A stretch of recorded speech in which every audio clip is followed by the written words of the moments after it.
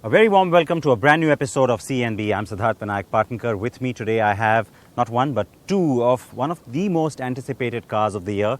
It's funny how I use that so often these days because that's where the market is. Anything new is what excites this otherwise very depressed market. The Kia Seltos is the beginning of a new chapter in many ways. Of course, Kia's first product for India, so a new brand, but also in many ways, a car that's setting brand new benchmarks in the compact SUV segment. We will now tell you just why.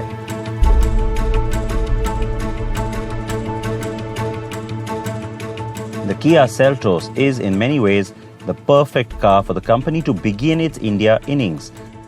A compact SUV with the styling, features and tech to really hit the sweet spot as far as what customers are looking for.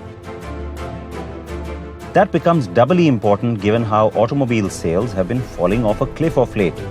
The Seltos is getting here as Kia's first made-in-India car and will be available in multiple variants. It has 8 color options and 5 dual-tone variations added on. We are in not-so-sunny Goa to drive the car, and yes, we have a diesel and petrol with us. Before the rain descends on me yet again, a little bit of a drizzle has begun. Let me tell you a little bit about the two big trims that Kia is bringing. Now you have 3 variants each in those 2 trims, and across the range, 16 variants, 16 options between powertrain and transmission and of course trim. So this is the Tech Line, and this is of course the top end version of the Tech Line. So you get all the bells and whistles on it. And the big differentiation between this and this car, which is the GT line, well, the GT line is the one that has certain visual embellishments which are a little sporty. So you got the GT line badging up here, which is, of course, remember Kia's sporty badging for its products globally.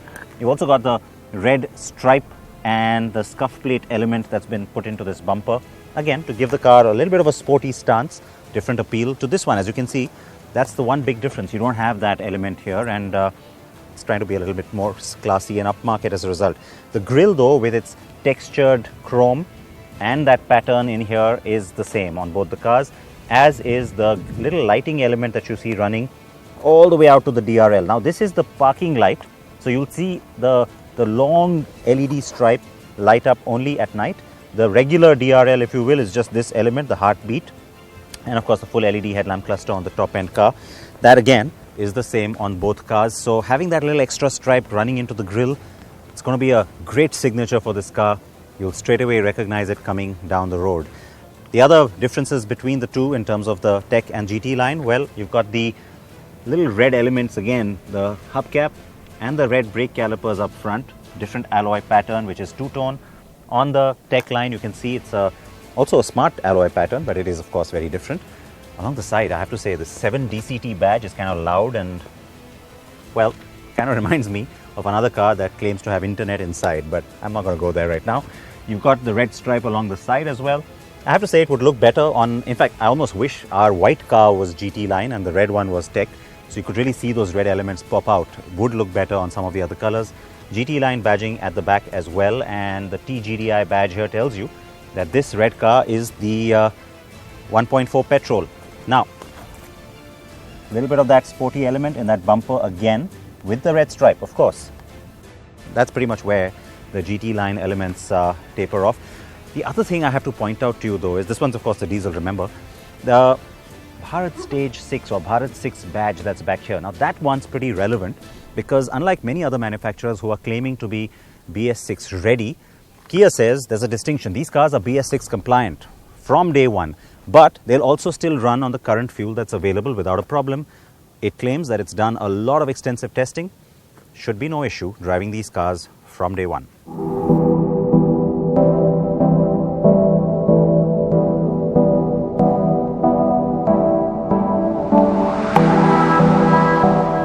Roof rails, a stylish glossy black geometric grid grille, and some variants get a sunroof and that two-tone roof with black or orange contrast options.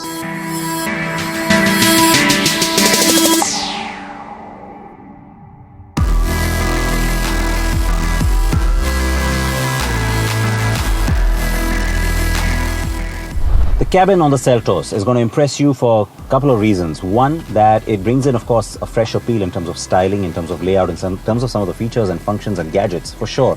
But two, because it will also set new benchmarks for this segment, and that's going to be something that the competitors are going to have to really bring, because, yeah, this takes things up quite high. A nice display for the climate control system, kind of blends in beautifully. You've got a good sense of materials and plastics here. Huge 10.25-inch screen, and Apple CarPlay, Android Auto are standard on that, so that's nice. And of course, you've got the navigation with the map. Nice full view. You can have a split view as well. Let's go back to the home screen, and some shortcut keys down here. So there's setup, media, radio, nav, map, and the volume control. And then you've also got navigation as and phone, and some of the favorites that you can run as shortcuts up here. Going to the full menu, and there's of course tons to take you through, but let me focus on the one thing that's really impressed me. Smart Pure Air. Inbuilt air purifier on this car. Now that's a world first, says Kia, and it's certainly going to shake things up, because right now I'm in a great environment, but typically in most of our cities that's really relevant. It shows you the AQI reading, also gives you a perfume option, so you can have ambient air, which is a really high-end car feature, isn't it? And then you got the rear screen. So there's a little screen back here with a display which tells you again what the AQI reading is, and that's again nice for the people sitting in the back to also keep track of that if you don't have the display on this screen at that time. So that screen's going to impress you. Well, then you got the head-up display as well. That is something that's again a huge segment first. Not all variants will have it, obviously, but it's nice to have that, and it's bigger than the one you get on a Mini, where again it pops up just like this one.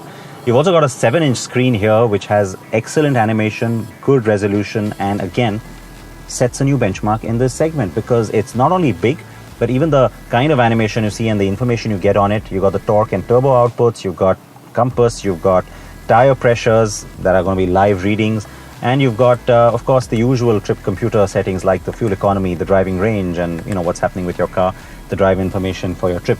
All of that is in there as well. Now this is the GT line, so this is the GTX, so it's one below the GTX Plus, which means there are a few things that you don't get on this one, like seat ventilation, but Amey will run you through all that on the HTX Plus that we have on the diesel.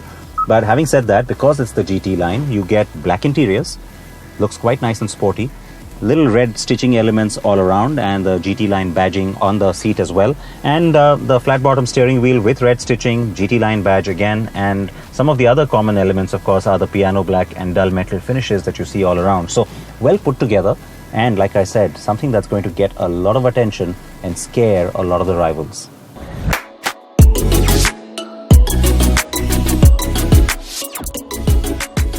Yes, are you now understanding why we believe this car will establish new benchmarks in the segment? The Renault Duster and Captur, Mahindra XUV 500, Tata Harrier, MG Hector, and even the darling of the segment, the Hyundai Creta and the upcoming Maruti XL6 will all seem a little dated or inadequate by comparison. If looks and features weren't enough to floor you, the drivetrain options will. The Seltos has 2 petrol and 1 diesel option from word go. And as I already told you, they're all BS6 compliant.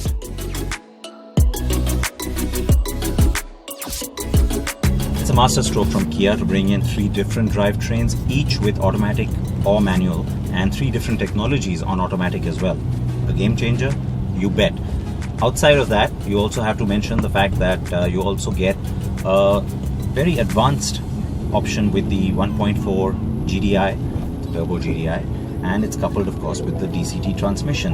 Now why is that a big deal? Because if you are one of those who wants slightly sportier driving, relatively speaking, on an SUV, that's the combination that's going to give it to you, because not only is it the most responsive, it's also the one that comes with the different drive modes. So you've got normal, you've got eco, and then you've got sport.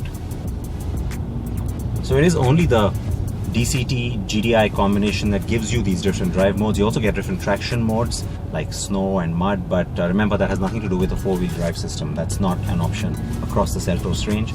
The one big chink in the Seltos is armor, and this is different from the car that I drove as a prototype in Korea. The steering, it seems kind of softened up for India in some senses, and I can get that a lot of Indian drivers will actually like that. It's really smooth and soft, but yeah, I personally would have liked it to be a little stiffer like the cars I had driven. Having said that, that's where again the advantage comes in on the GDI with the DCT because of the drive modes again. So you get the sport mode where things do stiffen up a bit, and I quite like the way the steering feels now in sport mode. But all this aside, the big USP, the thing that's going to stand out and set benchmarks for the Seltos, ride and handling. The handling is not bad for a car of this size and shape and height, but it's the right quality that's going to set new parameters in terms of comfort, in terms of just what people will start to expect, and what will impress a lot of buyers, including those who sit at the back.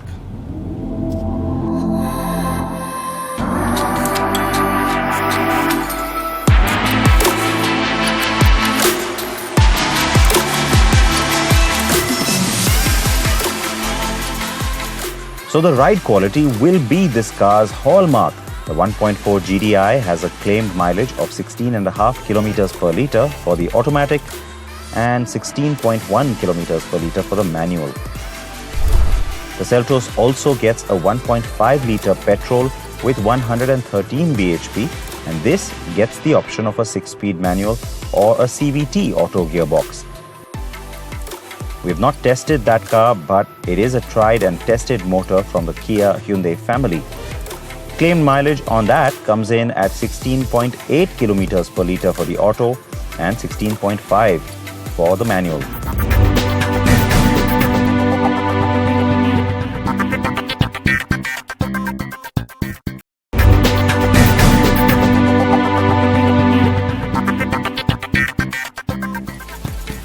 The car's diesel avatar next, and Ameya has been busy driving that, so over to him now.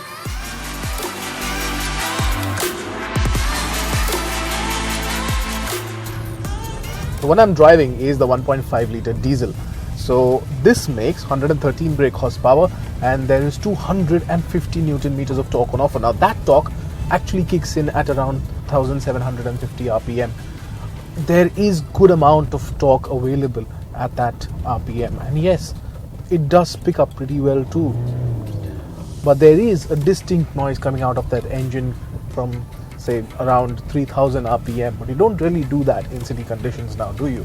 What is impressive is the way that power is available to you at that lower end RPM, so it really helps in city driving. What is of note here though is that clutch, though light, the travel is pretty long, and that is why you don't enjoy driving this one really. But that light clutch does make a difference, but the gear shifts are really nice, flick of the wrist, and the gears are changed. Exceptionally good job here done by Kia, and overall ride and handling is pretty much the same as the petrol. So a big thumbs up on the diesel engine, especially because it has a good grunt and power and torque available for you. The Seltos is loaded to the gills with equipment. While we do expect some base versions, most buyers are likely to opt for the better equipped models. I already showed you the GT line's cabin. Now let's see the Tech Line 2, shall we? And as promised, the Top-spec as well.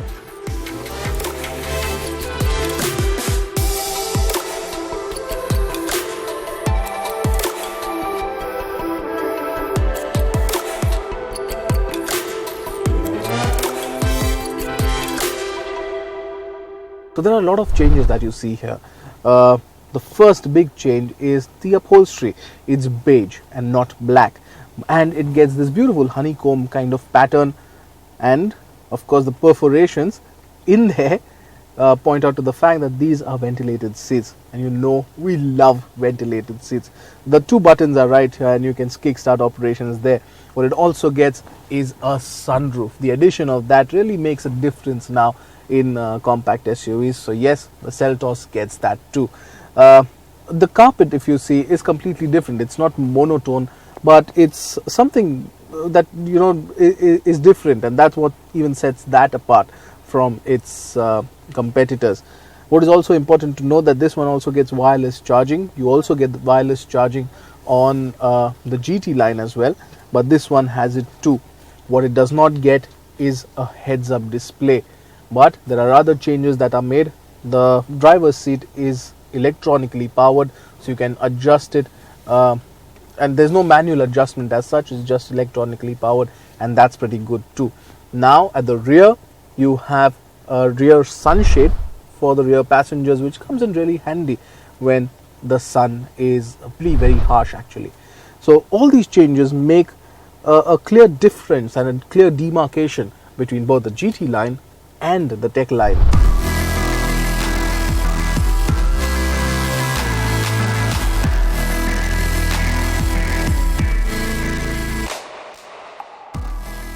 Well, to be fair, some of those distinctions are also based on the variant level and not just the Tech or GT line. It doesn't come as a surprise that the Seltos SUV is a connected car, and yes, it gets UVO. So let's check out what that's all about, what all it has to offer.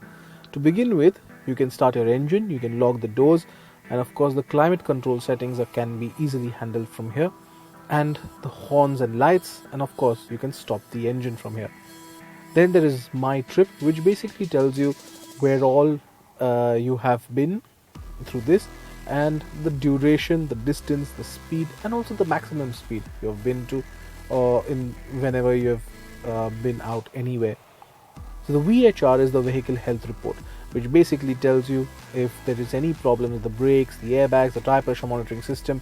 So everything related to the engine and the basic parts that you see, it's all here in vehicle report. Then there is of course the profile, where you can change your PIN, you can terminate your account, the emergency contacts, and even the preferred customer care language. Now it is Vodafone Idea who are working on this very network thing, on this eSIM, and it's basically a free subscription for 3 years that Kia is offering. Post that, the customer will have to pay the fees of the service provider. Of course, you also have the Smart Pure Air, which basically means you can start the purifier before entering the car. So there you have the AQI inside car. So it says that the air quality inside the car is very good, and here's the graph which basically shows when it started and how bad the air is. So all of that is pretty simple to understand and pretty easy to do. Of course, everything at the touch of a button. We expect the 1.4 petrol and 1.5 diesel to give us 3 variants each for both auto and manual, while the 1.5 petrol is unlikely to get the top-end GTX Plus trim, and so we'll only have 2 variants each, both for manual and auto. But this one gets something more, and that is the mood lighting. Yes, it gets mood lighting. So whatever song that's playing on your infotainment system, there'll be colors right across the car, just to give you that additional fun element when it comes to driving and listening to music. So yes, there might be those greens and reds to drive away your blues.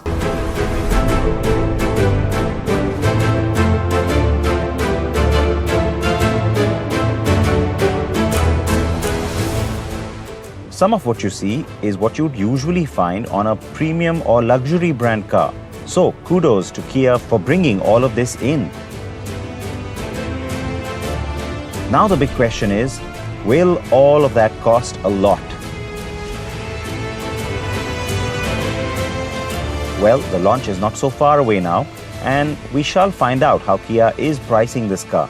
There will be 3 considerations, I reckon: the state of the market and pressure on sales, Kia's keenness to get off to a blockbuster start in India, and where sister company Hyundai will price its upcoming second-generation Creta that, while rivaling the Seltos, will also share a lot of its equipment, drivetrains and platform, of course.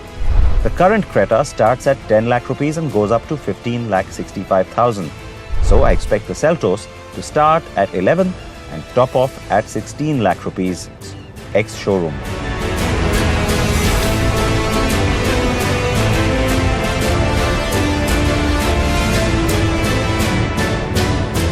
So that's it on the show. You have to react to the Kia Seltos. Prices will only be out at the launch on the 22nd of August. We'll have all those details for you. Please wear your seatbelts. Bye-bye.